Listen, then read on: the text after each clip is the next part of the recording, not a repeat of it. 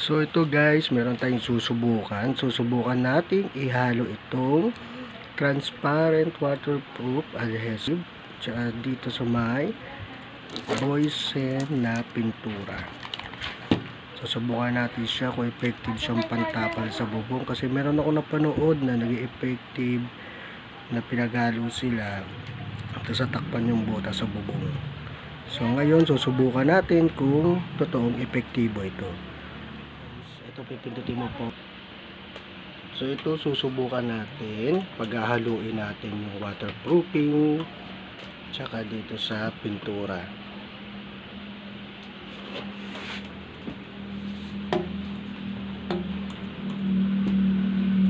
Sabi kasi nila, may mga napanood ako, effective daw to. Kaya susubukan natin kung totoo ngang epektibo. Kasi ito, bubuksan natin itong transparent na to. Itong pintura, yung pinturang pambubong.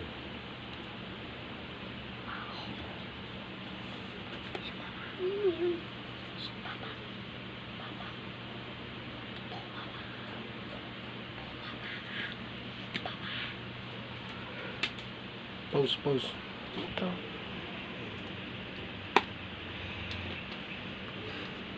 So tapos kain natin ito.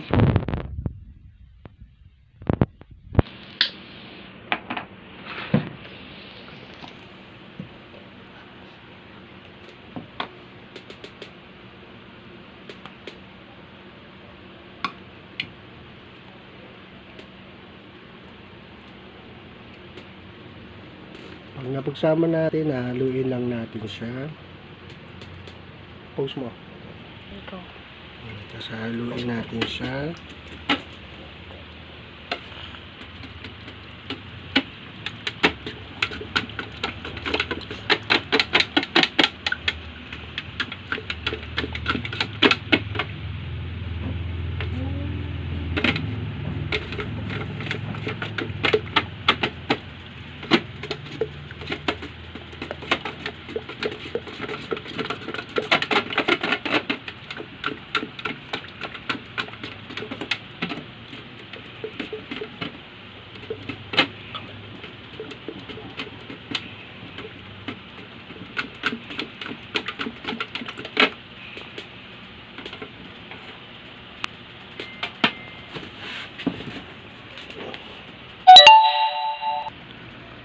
Tapos dito sa mga butas natin siya,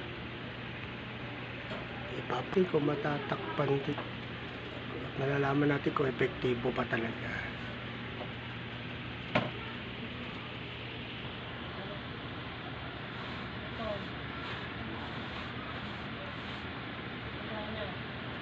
So may mga butas din na natatakpan. Ano? So pinagalo natin,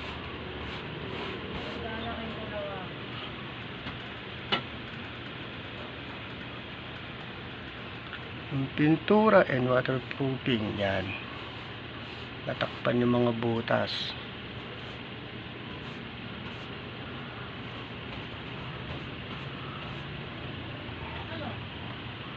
So titingnan natin kapag natuyo yan kung epektibo.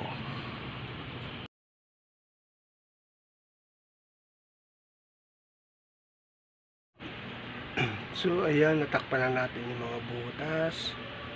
Tapos yung mula dito, titingnan natin kung magiging effective siya pagka umulan na. Kaya huwag niyo pong kalimutang subscribe ang aking YouTube channel for more videos. Thank you, and this is Papa Click.